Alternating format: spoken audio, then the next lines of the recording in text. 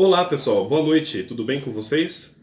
Então vamos iniciando nosso terceiro encontro sobre Durkheim. Antes de iniciar esse terceiro encontro, então queria primeiramente agradecer a participação de cada um de vocês que estão lá escrevendo os comentários no Google Sala de Aula e também enviando por WhatsApp alguns questionamentos, né, algumas dúvidas, algumas críticas. Excelente, é isso aí, esse é o objetivo. Espero que estejam buscando também dentro dos materiais que enviei para vocês e também nesse universo sem fim, limitado, que parece ser a internet. Tem muita coisa boa, muito material bom e encontrando, compartilhem, coloquem pra gente lá no Google ou enviem para mim, né? Eu posso também enviar e comentar. Eu tento ir até o meu limite, né, do que eu conheço e pesquiso, e vocês me ajudam e a gente constrói juntos essa sala de aula presencial, virtual, sala de aula de filosofia, é sala de aula de construção em comum, de debate, discussão. Então, segunda coisa, eu coloquei lá no Google, conversava com o Diego, né, sobre a questão dos conteúdos, ele estava perguntando sobre o Durkheim, daí eu aproveitei para colocar sobre os conteúdos do semestre. Então nós estamos abordando aquilo que está nas ementas, aquela parte que eu retirei lá sobre os conteúdos, né, da ementa. Podem observar ao lado tem as horas aula, né? E estamos acompanhando de maneira talvez não tão sistemática como está ali, porque temas vão acabar entrando e vão sendo abordados como ideia papel social, urbanização, né? A gente falava isso nas pesquisas sobre a Revolução Industrial. Então, são conceitos que vão entrando, né? Mas nós estamos trabalhando tudo que está ali. Somente o último ponto, esse eu incluí nas ementas há uns 3 anos, que é sobre a preparação do resumo científico para a jornada científica. Não tem como a gente fazer aqui, eu acho, né, da maneira como eu queria fazer, que seria presencial. Então nós iríamos uma semana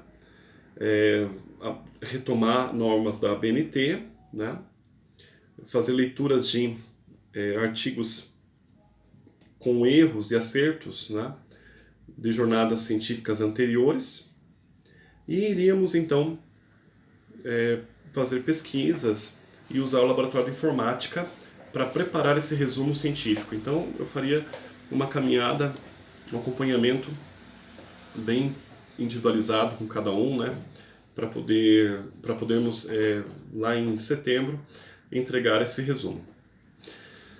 Bom, como tudo está suspenso, né, nosso calendário, embora nós estamos trabalhando seguindo o calendário, mas essas atividades institucionais por enquanto estão todas suspensas, né? Falo por mim em relação à pastoral universitária, por exemplo, né? Então, eu não consigo prever como será a jornada científica, né? Se a gente vai seguir o mesmo calendário, setembro, outubro.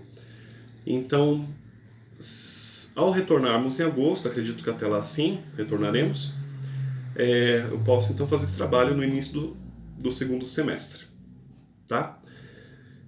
Terceira questão que eu queria comentar com vocês é a partir do comentário do Michel, que foi muito bacana, muito bom, que começou lá com a Fátima, né? Então a irmã Fátima, ela postou pra gente, né? Falando que ela se interessou sobre o suicídio, né? Ela gostou do tema, né? Da abordagem, me parece.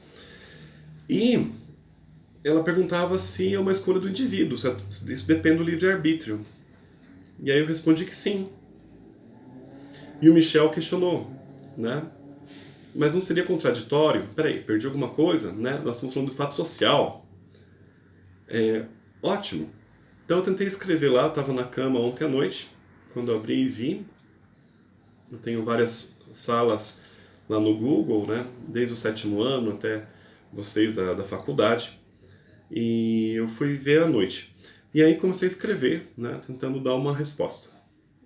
E essa resposta que eu dei lá, ela se encaixa com o que a gente vai ver hoje, certo? Mas antes de passarmos para aquilo que a gente vai ver hoje, eu queria só retomar lá o primeiro vídeo aula, o teleencontro, né, essa nossa caminhada, sobre a questão do fato social. A definição, o conceito de fato social por Durkheim. Então, para Durkheim, o fato social ele tem algumas características que eu apontava naquele primeiro vídeo, que é um objeto, uma coisa que é externa, que é representação coletiva, mental, que depende da tradição. Aí entra família, religião, aí entra a escola, eu falava bastante no primeiro vídeo. Mas sobretudo que é o objeto de estudo segundo as pesquisas, as regras de metodologia do Durkheim. Então, até aí, pessoal, né, Durkheim não nega o indivíduo, mas ele faz uma escolha. A escolha dele é a escolha da sociologia, que a gente falava lá na primeira, na segunda semana de aulas presenciais. É a escolha do coletivo. Ele define fato social como representação, né, da coletividade. O coletivo é composto por indivíduos. E esses indivíduos, então, eles se agregam, eles têm uma adesão, né, sob essa representação coletiva. Essa adesão, essa pertença, né, à sociedade, ela se dá a partir de duas dinâmicas, que ele chama de solidariedade. Então lembra? Eu falava no primeiro vídeo. É o solo. O solo é o único, sou eu. É o indivíduo. Eu não gosto muito da palavra indivíduo. Já falava uma vez, repito, prefiro a palavra pessoa. Mas é o termo que ele usa. Então o indivíduo, ele se agrega à sociedade de duas formas. Então, duas solidariedades. Forma de ser um. Solidariedade, né? Então essa forma pode ser pela solidariedade mecânica, e aí eu falava da tribo, né? Eu acho que falei um pouquinho sobre a questão da igreja, né? A questão da família, né? A família, aquele núcleo básico, pai, mãe, filhos, né? E aí aquela família patriarcal, por exemplo, né? Onde as coisas se impõem, né? O exército. O indivíduo não tem como gritar ali dentro, né? Dentro de uma tribo, dentro de uma igreja, ele é expulso, né? Então é mecânico, a função dele é mecânica e esse indivíduo é substituível. A outra forma ou dinâmica é a solidariedade dinâmica, que ele chama de orgânica. Então, solidariedade de um lado mecânica, o indivíduo ali está isolado, ele é uma peça, simplesmente, substituir. E a solidariedade orgânica. Eu falava do corpo, né? Onde cada órgão desempenha um papel, uma função social. Bom, aí que está a questão, né? A partir desse primeiro vídeo, então fiz um resumo rápido, né? Nós entramos na ideia do suicídio, né? Na obra do suicídio. E lá ele apresenta o suicídio sob a perspectiva do fato social. Então o fato social, como o Michel falava lá, ele contribui ou ele provoca, né? Ele desencadeia o suicídio. Sim. Lembra? Uma das características do fato social é a sua coercitividade, a coerção. Então ele pressiona, ele esmaga. Na solidariedade mecânica, ele esmaga demais. O indivíduo, ele não precisa nem ter nome. Ele pode ter ali RG, CPF, um número. Ok? Na orgânica, ele tem um papel. Então ele tem uma subjetividade, né? Ele se reconhece como um órgão desse corpo que está contribuindo. E aí vem a questão do suicídio. Veja só, nós vemos duas formas de calar o suicídio. De um lado, tem o suicídio que é patológico, e aí tem dois tipos de suicídio, e tem um suicídio que é bom. Estranho, né? Até dava risada no último vídeo. Nossa, como pode ser bom? Vamos ver, vamos retomar então. Veja, no suicídio que é bom, é o altruísmo, eu estou morrendo pelo outro. Então, pensa em um kamikaze na Segunda Guerra Mundial, né? Pensa aí numa pessoa que nesse momento, né, é enfermeira, um médico, não sei, um agente da saúde e que está se arriscando, né, às vezes sem EPIs, né, materiais de proteção, dentro de algum hospital no Brasil, pelo mundo afora, em situações bastante, sei lá, menos inconfortáveis, né? Não seguras, não sei. Então as pessoas olham para esse sujeito, né, e dizem, olha, esse aí, se ele morrer, ele está morrendo por uma boa causa. Daí ele morre. Vamos dizer que ele pegue lá esse vírus, né, ou pegue uma ebola, uma malária, porque ele é né, como a irmã missionária, né, missionária, está viajando na África e perde a sua vida. Então, no enterro, no funeral, as pessoas vão chorar e vão dizer, ele fez uma escolha. Ninguém obrigou ele a ir lá, né? Só se for solidariedade mecânica, né? Vamos imaginar aí um exército. Então ele morreu pela pátria porque o general mandou que o cabo, o tenente, sei lá o quê. Nós vemos muito isso nos filmes da Segunda Guerra, né? Os generais lá, né?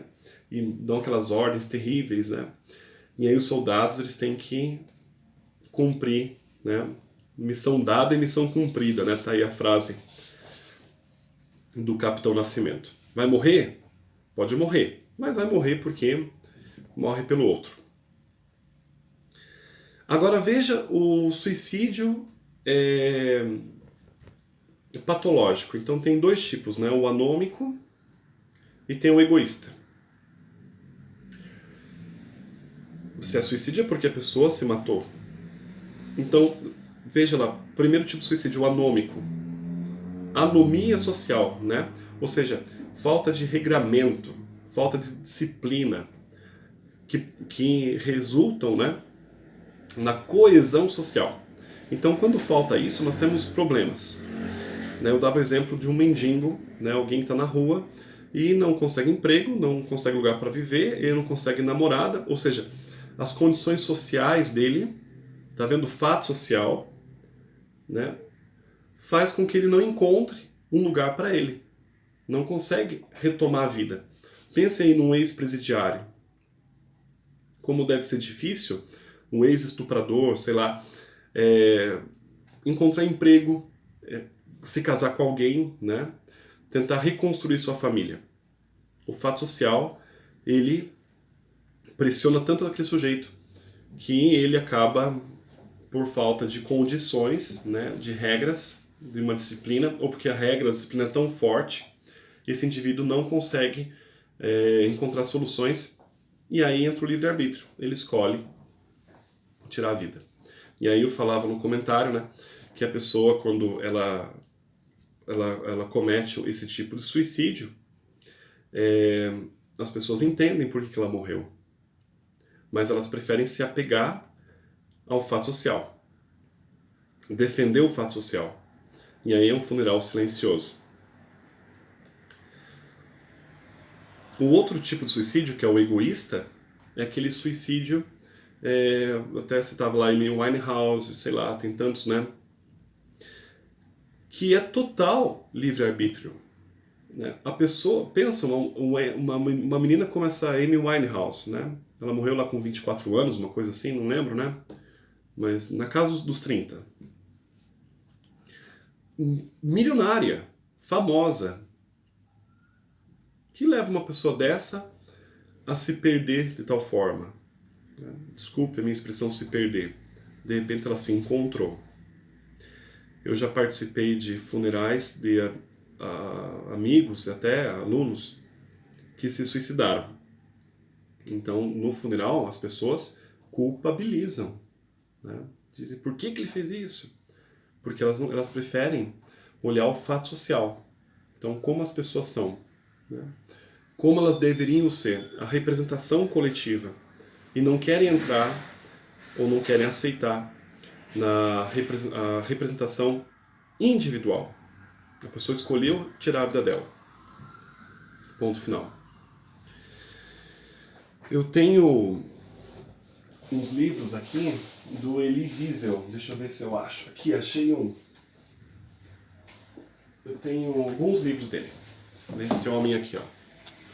Não sei se já viram. Então, o nome desse livro é Quietvo. Quem é você? É uma entrevista. Esse aqui é italiano, esse aqui é francês, esse aqui é italiano. Do Primo Levi. Se questo è un uomo. Né? Aqui nós temos duas figuras, certo? O Elie Wiesel e o Primo Levi. Ambos estiveram em campos de concentração. Tá? Ambos. Esse aqui morreu, né, já com uma certa idade. Um grande escritor, né? Narrou as tragédias de Auschwitz, dos campos de concentração. Se tornou um grande romancista, mas também um grande filósofo, ok? Sobre o sofrimento, né? E a questão da guerra, a dor, né? O ódio. Morreu com uma certa idade. Aliás, morreu faz poucos anos. Ó, Prêmio Nobel da Paz. Ótimo, o Fato Social diz parabéns, que lindo senhor, né? Elie Wiesel, parabéns, né?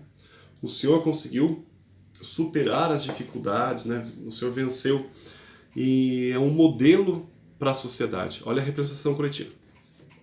O Primo Levi também passou pela guerra, pelos campos de concentração.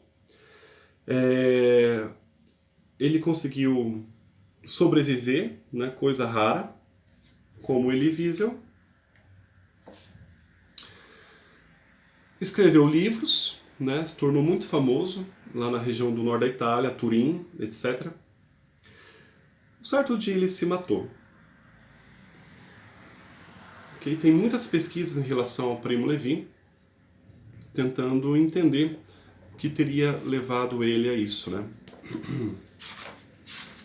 Por que ele se matou, né? Bom, são dois exemplos, né? Talvez você que está me ouvindo, né, como indivíduo, como pessoa, sujeito, você deve estar se questionando, né? Por que ele fez isso? Ele não deveria ter feito isso. Não está dando espaço para compreender o livre-arbítrio dele.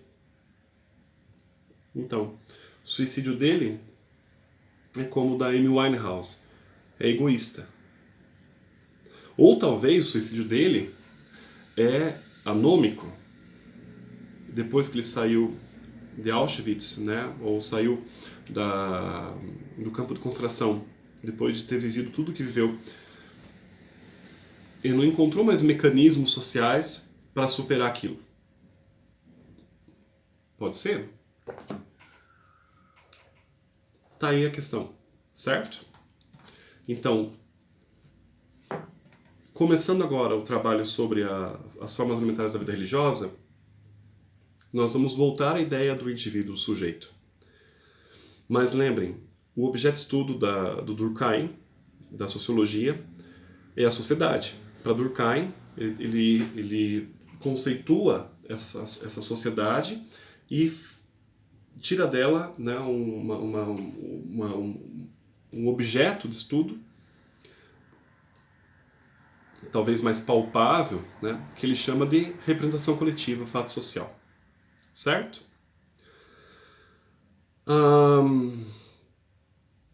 O Durkheim, ele vai, em alguns momentos, ele vai escrever, inclusive nas formas elementares da vida religiosa, ele vai falar sobre o indivíduo sujeito, certo? Nós vamos entrar nesse tema daqui a pouco. Mas ele fala que uma pessoa, por exemplo, né, então, sei lá, que no livre-arbítrio dela, sei lá, na individualidade dela, né, ela comete um suicídio egoísta. Então as pessoas lá no funeral, vamos imaginar a cena, né, muito triste, começam a falar, ela se matou porque ficou louca. Tá vendo? A partir do momento que alguém diz, ela se matou porque ela ficou louca, porque ela tá errada, porque ela é esquizofrênica, a gente parte para uma outra ciência, que seria a psicologia e também a psiquiatria. Então, o Durkheim ele reconhece, não é porque ele é sociólogo que ele diz que não há psicologia. Há, então, é o trabalho da psicologia. Vai entender as razões do Primo Levi, psicólogos, terapeutas, psiquiatras. Eu quero entender o fato social, a generalidade, a coercitividade, né, a tradição, os elementos que formam a representação coletiva, então o todo, né, o ideal da sociedade. Tá certo? Gente, então vamos lá para as formas elementares da vida religiosa. Né? Esse livro foi publicado em 1912. Então, Durkheim ele é pós-Marx. E ele define a sua forma, a sua metodologia, a sua pesquisa, o seu objeto de estudo, fato social, né? E funcionalismo. Embora ele não usava muito essa expressão, ele usava a ideia de solidariedade orgânica e função social, o órgão, então o estômago, a minha função é essa. O cérebro, minha função é aquela, né? Quem é mais importante? Na sua função, cada qual. O importante é o todo. E aí, alguns citam que ele é fundador da escola funcionalista das teorias sociológicas. Tá bem? Nas formas elementares da vida religiosa, então, Durkheim, ele não está nem aí para Marx. Tá?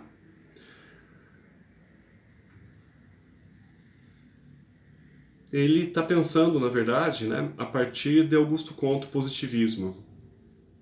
Embora, eu falava também nos vídeos anteriores, ele não é um positivista. Mas veja, essa ideia de regra, né, disciplina, isso é muito positivista. De falar de anomia social, uma sociedade sem leis, sem regras, né? Bom, ele supera, né, ele está além do positivismo, tanto que ele funda a sua própria escola, a sua própria revista científica, a sua própria cátedra, a primeira disciplina de sociologia, de fato sociologia. Karl Marx estava preocupado com outras coisas, né? Ele é um sociólogo, sim, mas ele é também um político, ele é também um economista, ele é também um filósofo, né? Alemão, etc. E o Durkheim quer ser estritamente sociólogo. E ele vai tentar, então, criar, né, a partir das suas obras, esse embasamento teórico do que seria a sociologia. Então, para ele, primeiro ponto, então, regras do método sociológico, divisão social do trabalho, depois as revistas, as cartas, né, os artigos, suicídio, então ele vai fazer um trabalho de campo, vai pesquisar a partir das taxas de suicídio esse fato social que provoca, como diria aí o Michel, que as pessoas, aí diz a Fátima, eu, etc., tomem essa atitude. E por que elas vão tomar? Bom, se você quiser ser sociólogo, você vai tentar entender o fato social. Então, porque a sociedade faz com que as pessoas não desempenhem o papel, sua função social e acreditem nelas mesmas. Bom, mas a partir do momento que começa a entrar na interioridade da pessoa, aí a gente vai para a psicologia. Certo?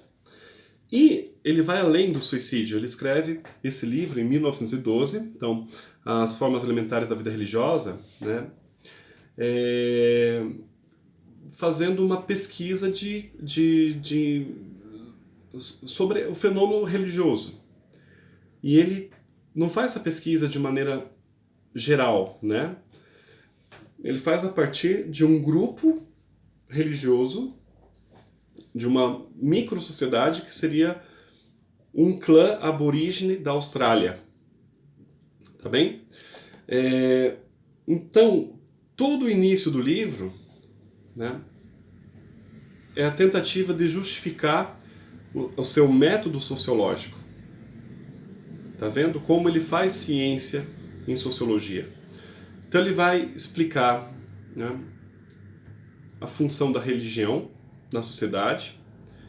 E ao falar de religião, ele vai falar sobre família. Ao falar sobre família, que é onde o berço, o lugar onde se desenvolve a espiritualidade, né? E aí vem, além da espiritualidade, a religião, que seria o culto e tudo mais, a gente vai ver. Ele fala de religião extensiva, não somente da família, mas a partir do fato social, da representação que eu tenho de sociedade. Minha família se agrega com a do vizinho, com a do bairro ali, ali além, da cidade, dali, e aí forma uma instituição muito maior, que é a representação coletiva. Então, esse é o primeiro ponto, né? Ele escolhe um grupo, um clã de aborígenes, veja então, solidariedade mecânica, para depois, lá na frente do livro, tentar falar sobre a evolução da sociedade e a solidariedade orgânica.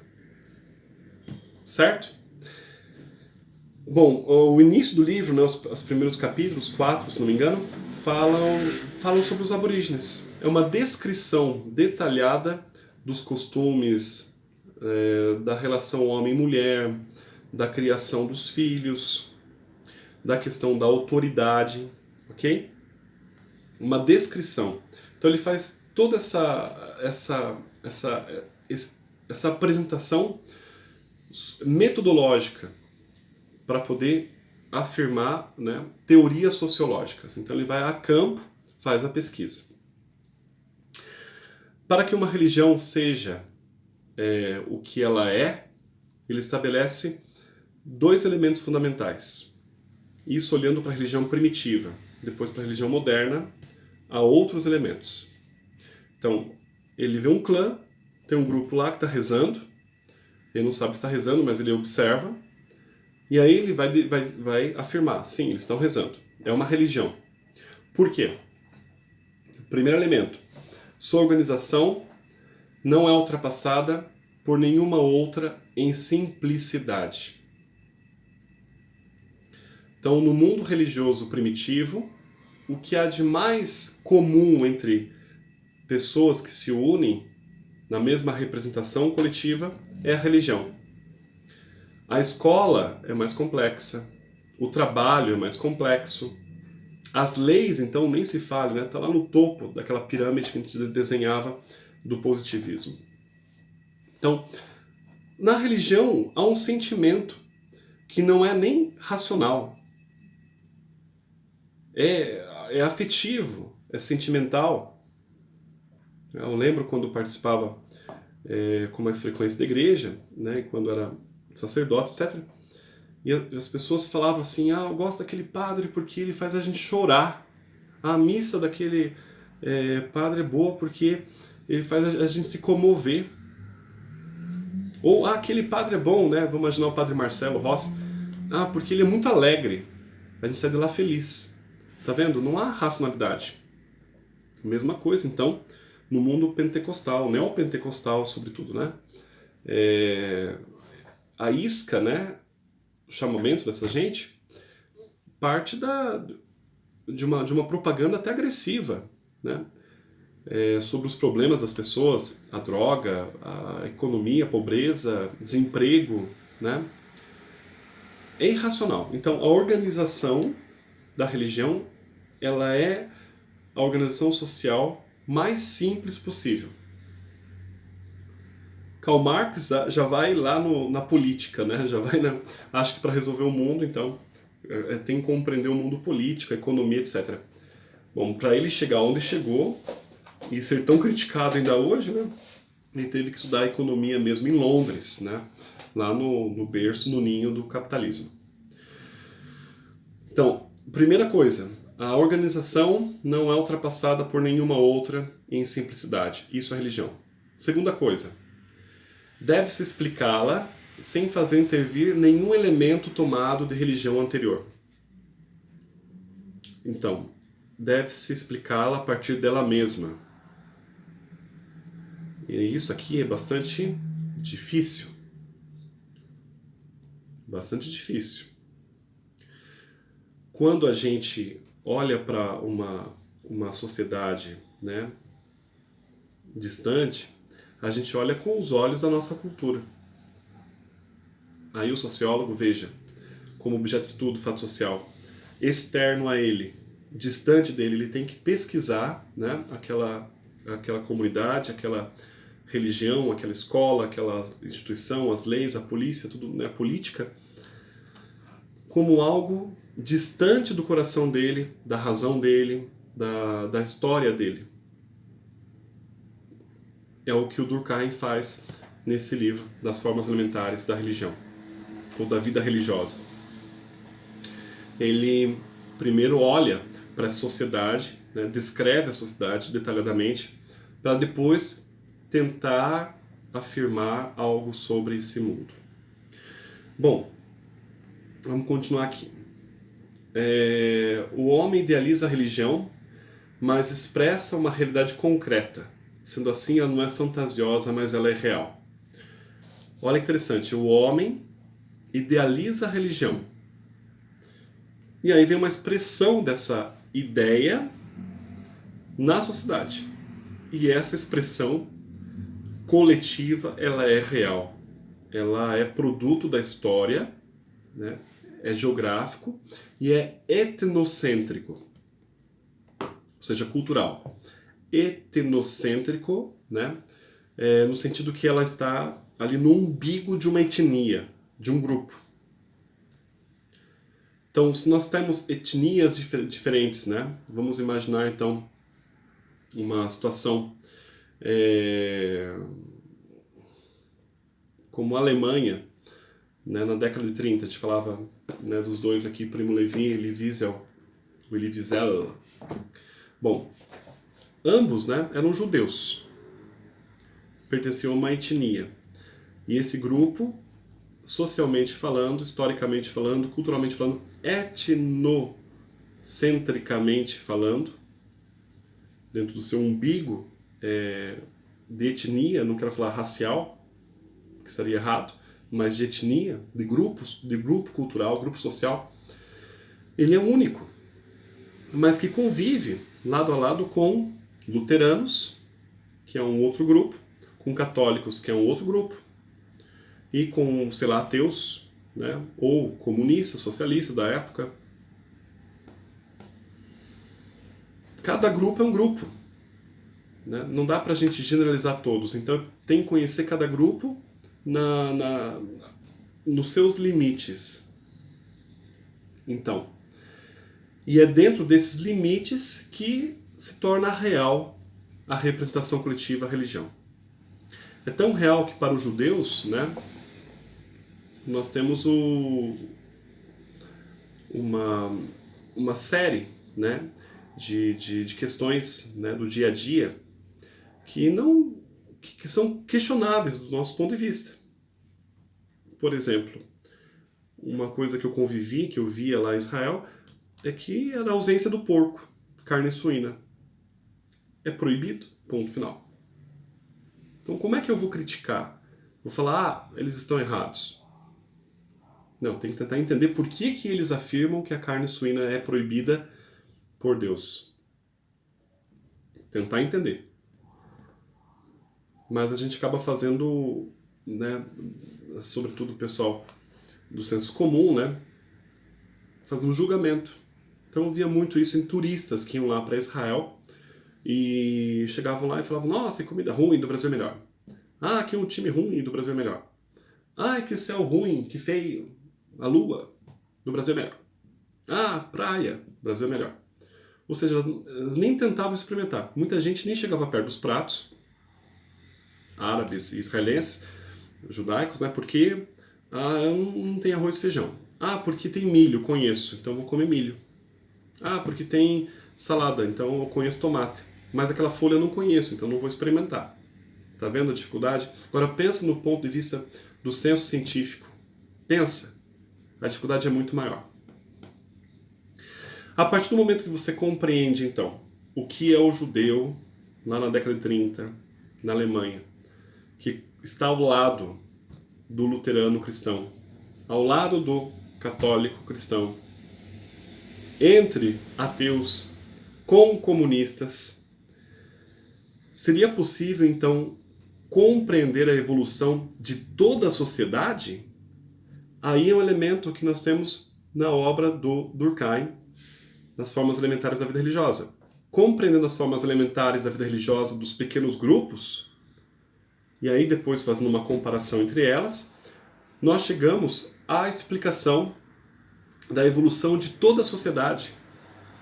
Tá aqui, esse é o ponto central da obra do Durkheim, nesse livro. É essa afirmação de que a religião ela é condutora dentro do processo histórico, imaterial, encarnada, ok? Por causa da representação que se torna uma prática real, e compreendendo as religiões pode-se entender, né? Na tentativa dessa compreensão, pode-se chegar à compreensão da sociedade como um todo, da evolução da sociedade como um todo. O termo evolução é interessante, lembra por causa do Herbert Spencer, que falava do evolucionismo social. Herbert Spencer, que foi, né, no século XIX, influenciado por Darwin, o darwinismo, a evolução das coisas, né? Bom, tem alguns pontos que eu queria falar, também não quero ser muito longo, vou deixar alguns textos para vocês lerem, né, sobre essa obra. Então, essa obra é pioneira em vários sentidos. Vou tentar citar alguns, tá bom? Depois podem pesquisar e além, assistir, tem vários vídeos no YouTube também, né? Ou perguntem para mim, o que eu souber eu vou respondendo, ou indicando leitura. Eu vou deixar aí no Google 2 artigos para leitura, tá? Acho que vale a pena quem puder, tiver o seu tempo, né? Se dedicar a isso, vale a pena. Então, primeiro ponto, né? Durkheim, ele faz algo naquele momento, em 1912, que é a distinção do sagrado e do profano. Gente, esse tema sagrado e profano, ele fica conhecido em 1957, muito depois, com Mircea Eliade. A gente vai falar dele, se eu trabalhar com vocês, e estivermos juntos, em Filosofia da Religião, no ano que vem. Mas antes de Mircea Eliade, então, em 1917, 5 anos depois de Durkheim, nós temos o pai da ciência das religiões, que é um senhor chamado Otto Rudolph. Então veja, Durkheim, em 1912, escreve sobre religião, perspectiva sociológica, funcionalista, fato social, fala de evolução social, tendo por meio, né, por corrente, né, as religiões. E aí, nós temos o início, de 5 anos depois do Durkheim, da ciência das religiões, ou ciências comparadas das religiões, e toda uma área de pesquisa da filosofia da religião. Quando eu estudava lá em Israel, eu pertencia a um departamento da Universidade Hebraica de Jerusalém, o departamento de Madai Datot, que seria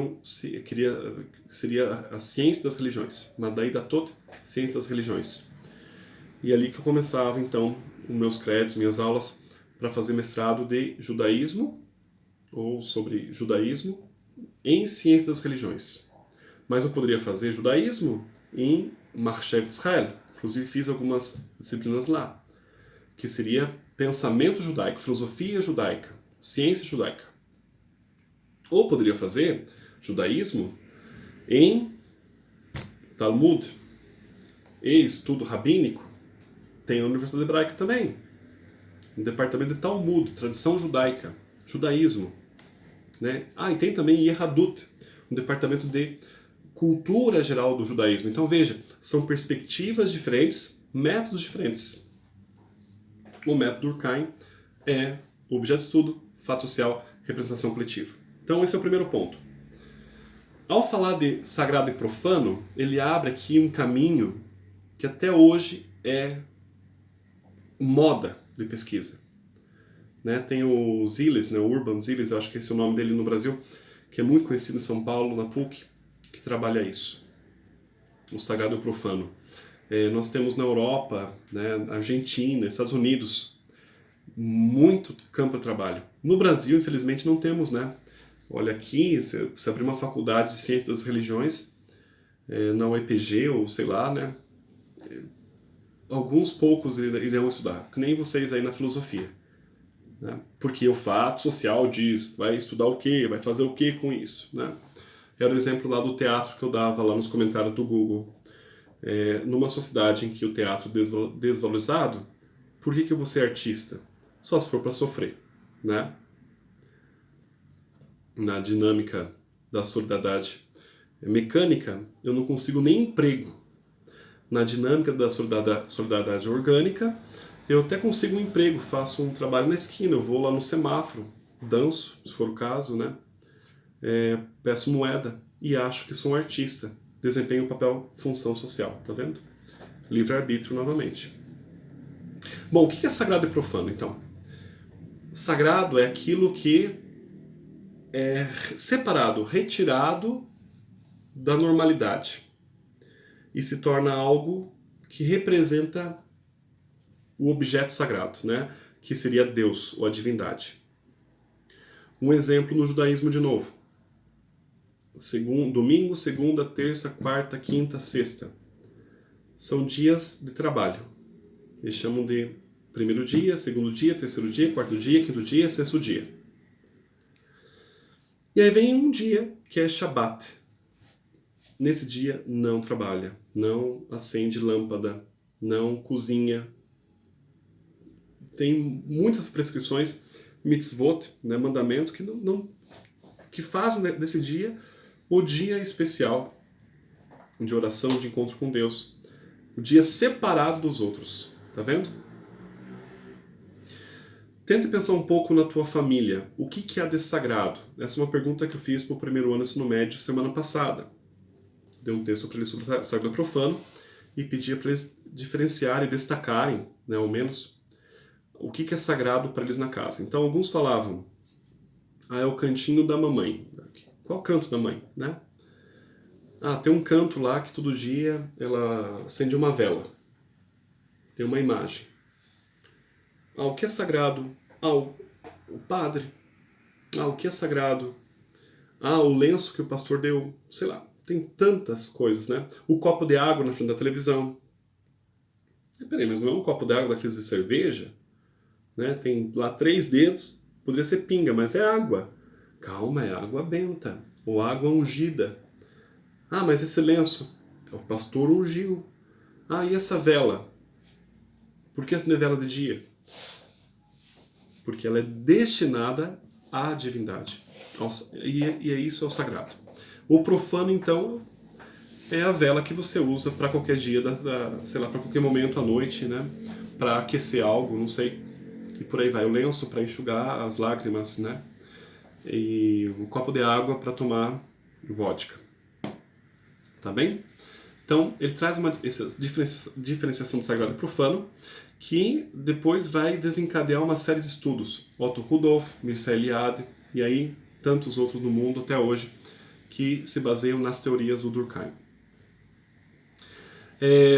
Segunda coisa, como que se torna... Ele falou agora há pouco, vou dizer para vocês, que a religião se torna material, se torna real. A representação coletiva se torna concreta na sociedade, né?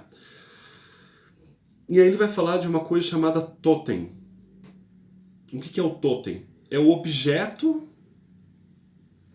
que concentra essa união hipostática, se eu posso dizer assim, né, como Jesus, que é talvez para a gente compreender, é o totem do cristianismo. Quem que é Jesus? Ele é homem, nascido de Maria, mas ele é Deus. Olha só, ele une duas realidades. E aí vem a palavra símbolo. Bolos quer dizer realidade. Sim quer dizer união. Símbolos é a união de duas realidades. Tá aí outro ponto importante. Qual é o totem dos clãs de hoje? Não dos aborígenes australianos, mas da tua família. Gente, o que tem de pesquisa, eu estava olhando agora há pouco, tentando encontrar algum artigo interessante para vocês. Nossa, quanta pesquisa tem sobre Durkheim e o mundo neopentecostal.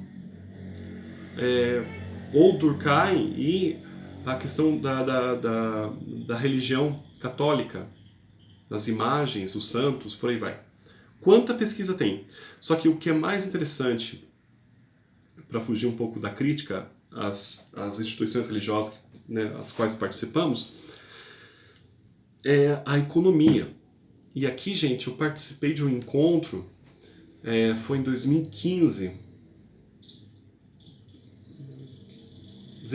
2016, que foi um simpósio, né, internacional de ciência da religião que teve na PUC em Curitiba. Tá? E nesse encontro, né, eu fui lá, claro, fui assistir, né? Eu encontrei pessoal que me deu aula em São Paulo, na época da filosofia, o professor Matias Grenzer, o pessoal da PUC que eu conheço também. E, bem, de manhã eram palestras, pequenas palestras, 50 pessoas, mais ou menos, para cada palestra. À noite era a palestra, então vinha o pesquisador, né, para aquela semana, aquele encontro, para aquele simpósio, e ele falava, daí tinha tradução, né, tudo mais. Era bem pomposo. À tarde tinha workshops, então pequenos grupos de estudo. Nos pequenos grupos de estudo tinham temas. Então tem até um livro que está aqui, eu não sei onde que está, com os temas, se você escolhia o teu tema. E eu escolhi religião e dinheiro. Justamente porque eu tinha voltado do Brasil em 2014, 2013, né? Então 2013, 2014 eu estava já trabalhando aqui. E eu assisto muito televisão pública aberta e eu me espanto da associação que há entre religião e dinheiro, fé e dinheiro. O totem pode ser o dinheiro, né? Bom, não vou muito além, depois vocês podem ler, pesquisar mais um pouquinho, que vale a pena. Então, primeiro ponto, sagrado e profano. Segundo ponto, a ideia do totem. Então, o que materializa essa representação do sagrado, né? O totem. Terceiro ponto, ele chama de efervescência.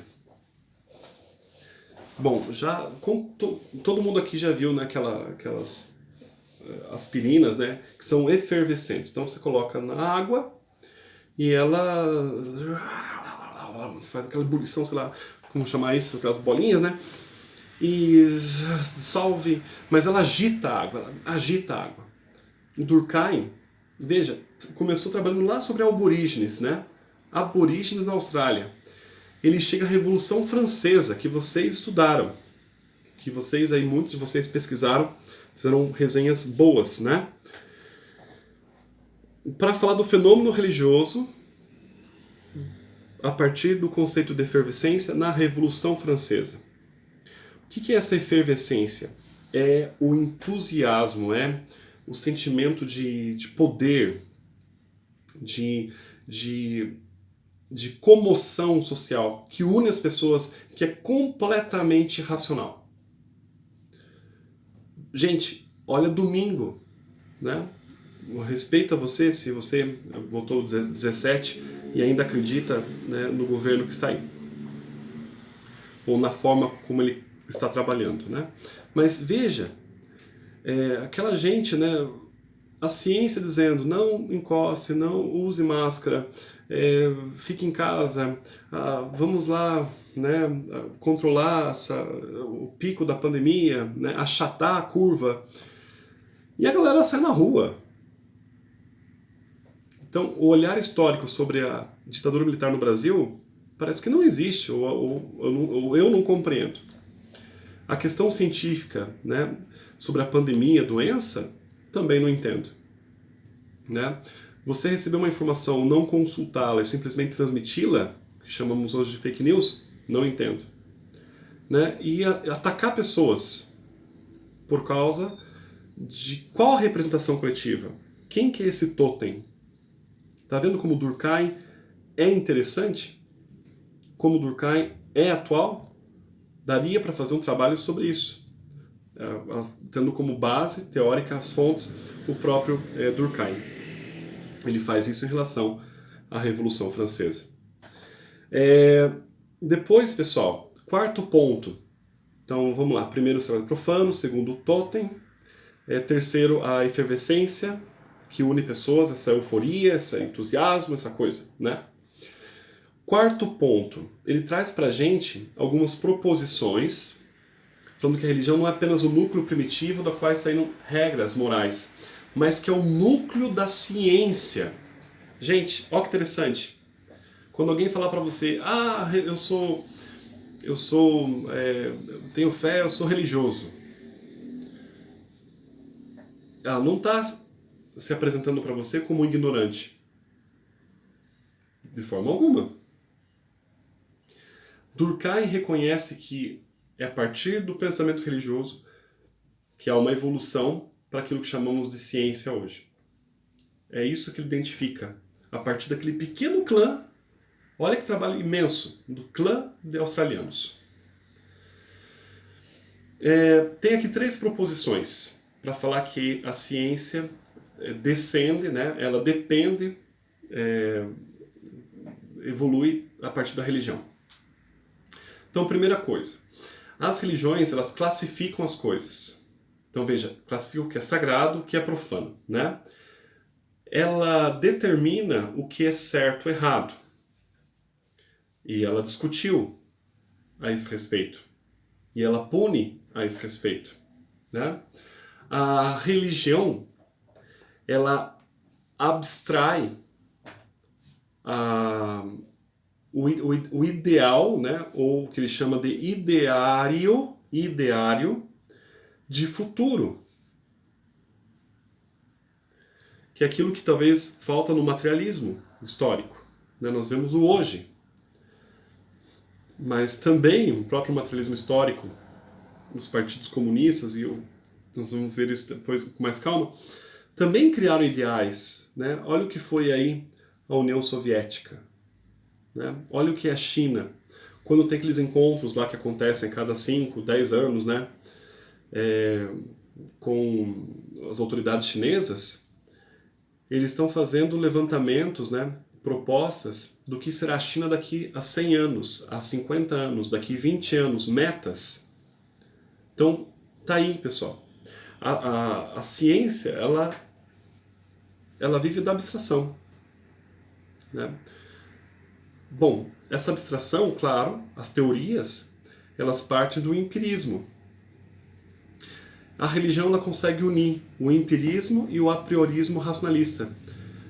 Esse aqui é um ponto da filosofia moderna, que Kant une, mas Kant une a partir de um estabelecimento de um novo tipo de juízo, o juízo sintético a priori.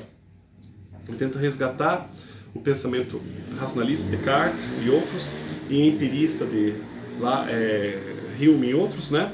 E cria uma forma de julgar que é a crítica, né, da razão.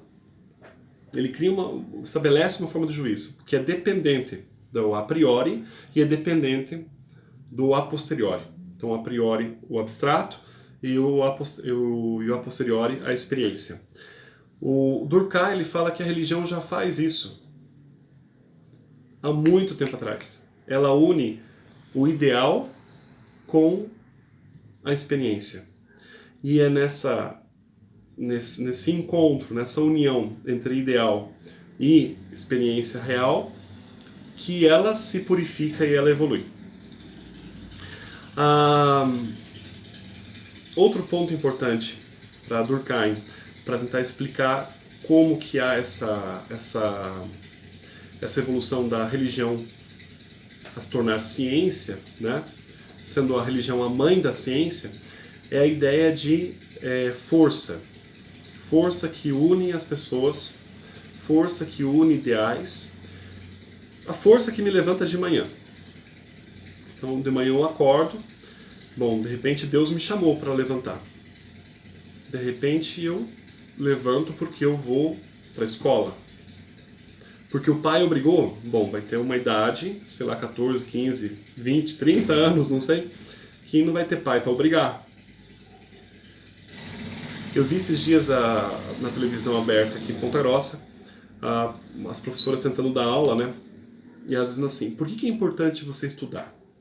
Pensa comigo, olha que coisa. Por que é estudar? Você, criancinha, tudo bem, amiguinho? Você que está no segundo ano, sentindo falta da escola, você precisa estudar em casa. Abra seu livro, seu caderno. Por que você tem que estudar?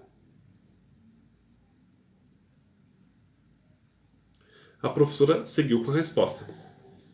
Você tem que estudar porque se você estudar hoje bastante, amanhã bastante, lá na frente você pode escolher a profissão que você quiser.